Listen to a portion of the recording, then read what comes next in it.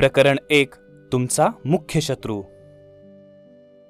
आलस्यम हि मनुष्याणाम शरीरस्थो महारिपुः नास्त्युद्यमसमो बंधुः कुर्वाणो नावसीदति. आलस्य जे कार्य विघातकारी, असो नये तो रिपू या शरीरी. उद्योग सद्बंधू तया न टाकी, त्या सेविता पावसी सौख्यलोकी. मुख्य शत्रू आळस. आळस हा मनुष्यांच्या शरीरात राहणारा मोठा शत्रू आहे आणि उद्योगासारखा तर दुसरा आप्तच नाही. कारण उद्योग करणाऱ्यास काहीतरी फळ मिळाल्या वाचून राहत नाही. अनेक माणसांना शत्रू असतात. शत्रू अनेक प्रकारचे असतात. काही शारीरिक असतात, काही मानसिक असतात. कार्यात येणारे अडथळे शत्रूच असतात. म्हणजे प्रत्येक माणसाला एखादा तरी शत्रू असतोच. मग या सर्व शत्रूंपैकी मुख्य शत्रू कोणता? अर्थात या प्रश्नांची अनेक उत्तरे मिळतील. काही लोक म्हणतील की चिंता हा मुख्य शत्रू आहे. चिंता माणसाला जिवंतपणीच कणाकणाने जाळते. काही लोक मनातील पापबुद्धी हा मुख्य शत्रू मानतात. मुख्य शत्रू कोण याबाबत एकमत होत नाही. तुम्हाला सांगता येईल मुख्य शत्रू कोण ते?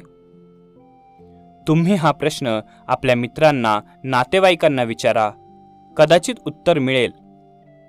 मुख्य शत्रूचा मान कोणाला यावर मते घेतल्यास आळस या शत्रूला सर्वात जास्त मते मिळून तो मुख्य शत्रू या पदावर निवडून येईल.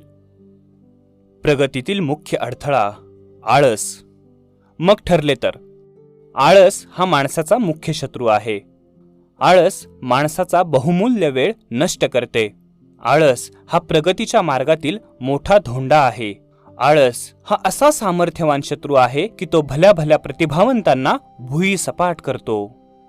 तुमच्या शरीरात ठाण मांडून बसलेला आळस प्रत्येक क्षणी तुम्हाला दुबळा बनवतो. याचा अनुभव तुम्हाला पदोपदी येईल.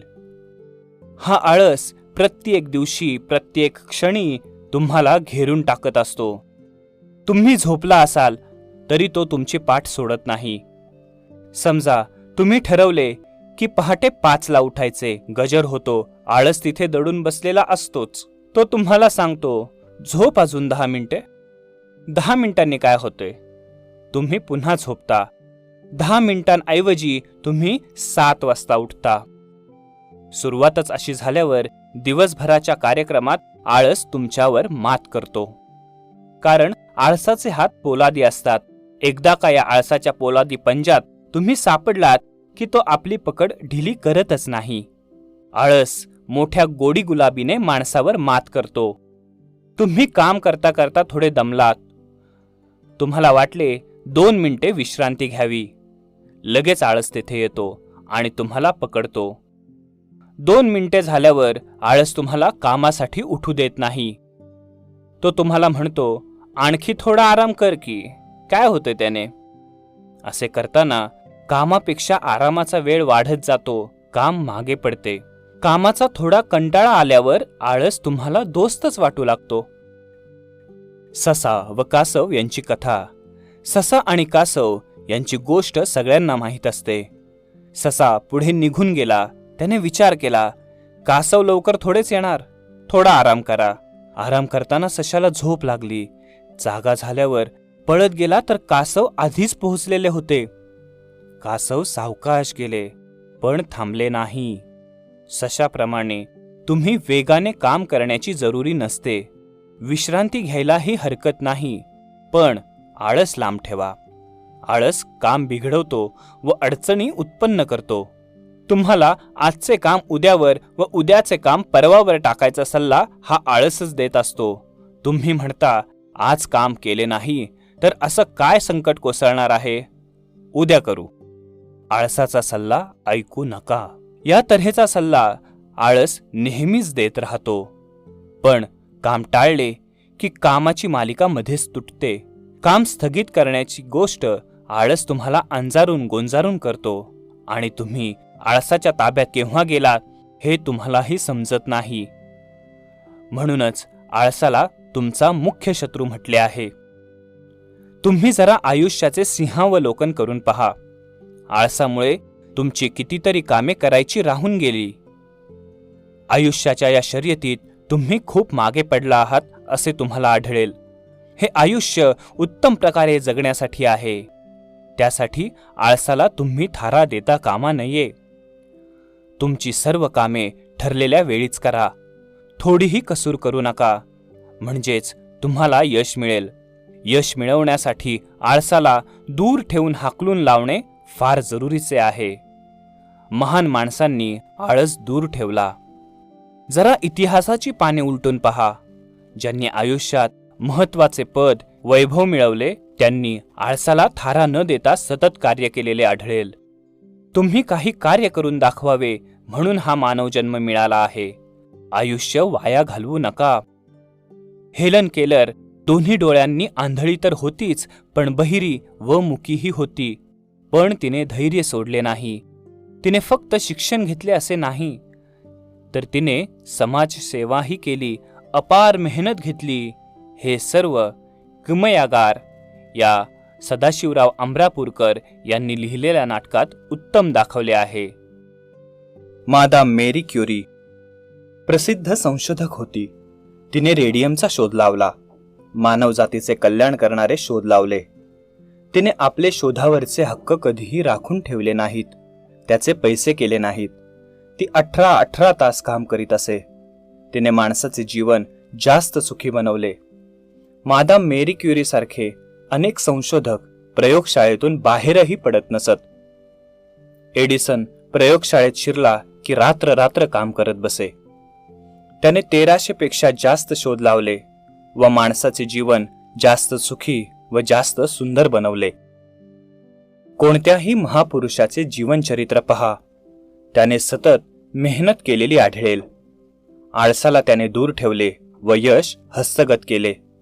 सर्व महान संशोधक, नेते यांनी आळसाला 4 हात दूर ठेवले आहे असे तुम्हाला दिसेल. म्हणून तुम्ही सुद्धा आळसाला जवळपास फिरकू देऊ नका.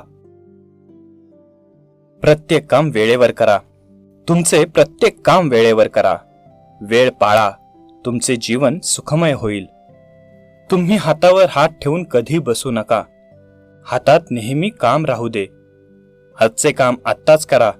पुढच्या क्षणी कोणतीही आपत्ती येऊ शकते. मग केव्हा करणार काम? या क्षणीच ते करा. आळसामुळे तुमचे प्रत्येक काम बिघडते. तुमचा सगळा बेत बिघडतो.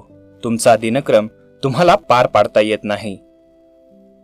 तुम्ही या आठवड्यात काही कामे करायची ठरवली असतील तर आळस त्यात मुदत मागेल. मुख्य कार्यापासून तुमचे लक्ष इकडे तिकडे जाईल. अर्थात तुमचे काम बिघडेलच. तुम्ही ठरवलेले दिवसभराचे काम पूर्ण होणार नाही. का बरं अपुरे राहते तुमचे काम? तुमच्या कामात दुसरा कोणी अडचण आणत नाही. तुम्ही मित्र मानलेला आळसच तुमचे काम अपुरे ठेवायला लावतो. तुम्ही एखादे काम सुरू करता, ते अर्धेच टाकून दुसऱ्या एखाद्या कामात गुंतता.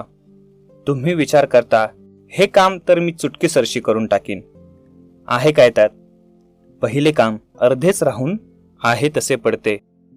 अशा आळशीपणामुळे आज करीत असलेले कामही वाया जाते. अशा प्रकारे कामाची धरसोड करणे योग्य नाही. हाती घेतलेले काम सातत्याने केले पाहिजे, तरच ते काम पूर्ण होईल. आळसाचे परिणाम भयंकर होऊ शकतात. तुम्ही काम वेळेत पूर्ण केले नाही तर आर्थिक नुकसान सोसावे लागते.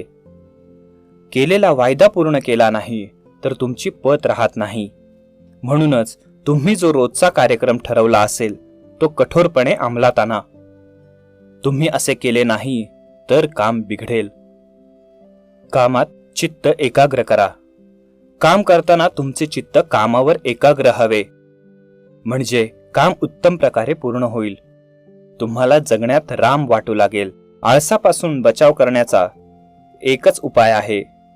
मन कठोर करून कामात एकाग्र चित्त करा. असे केल्यास आळस दूर पळेल. हाती घेतलेल्या कामात पूर्ण तन्मय होऊन जा. काम करण्याचा आनंद तुम्हाला मिळेल. मात्र घाण्याच्या बैलाप्रमाणे रात्रंदिवस न थांबता काम करणे योग्य नाही. थोडी विश्रांती, थोडे मनोरंजन हवेच. शिवाय न थांबता सतत काम करणे शारीरिकदृष्ट्याही शक्य नसते. तुम्ही जो वेळ दिवसातील कामाला ठेवला असेल त्या वेळात पूर्ण तन्मयतेने काम करा. काम करताना दुसरा विषय मनातही आणू नका. तुमचे काम जास्त चांगले व जास्त प्रमाणात होईल. तुम्ही हातांनी काम करत बसता एक आणि तुमच्या मनात दुसरेच चालू असतं. यामुळे कामाची गती कमी होते. म्हणून जे काम हातात आहे त्याविषयीच मनात विचार हवेत. तुम्ही एखाद्या कार्यालयात काम करीत आहात. तेथे तुम्हाला 7 तास काम करावे लागते. रोजचे काम रोजच पूर्ण करीत जा, म्हणजे तुम्हाला कामात रस वाटू लागेल. आळसामुळे राष्ट्राचे नुकसान होते. रोजचे काम रोजच पूर्ण करत जा, म्हणजे तुम्हाला कामात रस वाटू लागेल. आळसामुळे राष्ट्राचे नुकसान होते. नोकरीतील आपले काम लोक निष्काळजीपणे करतात. काम फार सावकाश करतात आणि गप्पा गोष्टीत जास्त वेळ घालवतात. त्यामुळे कामे व कागद पडून राहतात. सरकारी कार्यालयात तर आळशीपणाचेच राज्य असते. सरकारी कामे सावकाश करणे हे राष्ट्रीय नुकसानच आहे.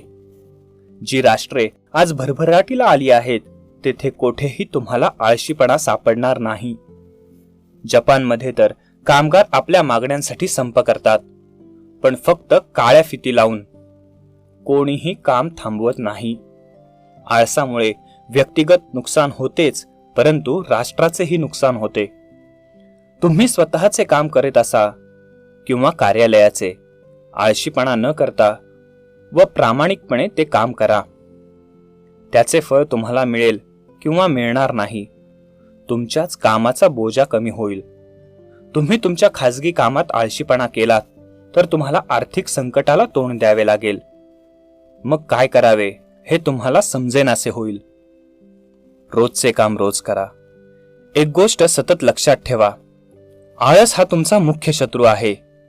तुम्ही तुमचे प्रत्येक काम ठरलेल्या वेळेवर करा. तुमची सगळी कामे सोपी होतील व तुम्हाला सुखाची झोप लागेल. अनेक लोक काम टाळत राहतात. शेवटी डोक्यावर येऊन पडले की मग रात्रीचा दिवस करीत राहतात. घाईने काम करू लागतात. मग कामात चुका होतात आणि काम बिघडते व वाढते सुद्धा. अशा घाईगर्दीच्या कामात तुम्हाला कसलाच आनंद वाटत नाही. मग तो माणूस किती काम आहे म्हणून रडत बसतो आणि नंतर पश्चाताप करीत बसतो.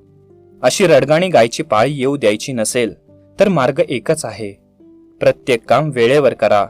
तुमचा रोजचा कार्यक्रम आखून घ्या व तो कडकपणे अंमलात आणा. सुरुवातीला तुम्हाला सवय नसल्याने त्रास होईल, पण एकदा का नियमित कामाची सवय लावली की पुढे सोपे होते. कामाचे ओझे वाटत नाही. पुन्हा एकदा सांगतो, आळस दूर ठेवा. काम टाळू नका. रोजचे काम रोज संपवा. तुम्हाला बोजा वाटणार नाही आणि कसलीही काळजी राहणार नाही. परमेश्वरच तुमचा बॉस व साहेब. जो दुकानदार यशस्वी होतो त्याचे तुम्ही अनुकरण करा. हा यशस्वी दुकानदार दुकानाची जी वेळ लिहिली असेल त्या वेळेत दुकानातच सापडणार. मग ग्राहक येवो किंवा न येवो, तो दुकान सोडून जात नाही. तुम्ही सुद्धा त्या दुकानदाराप्रमाणे काम सोडून भटकू नका. कामात कुचराई कराल तर एके दिवशी वरिष्ठांच्या लक्षात येईलच. तुमच्यावर जी जबाबदारी टाकली आहे ती पूर्ण करा.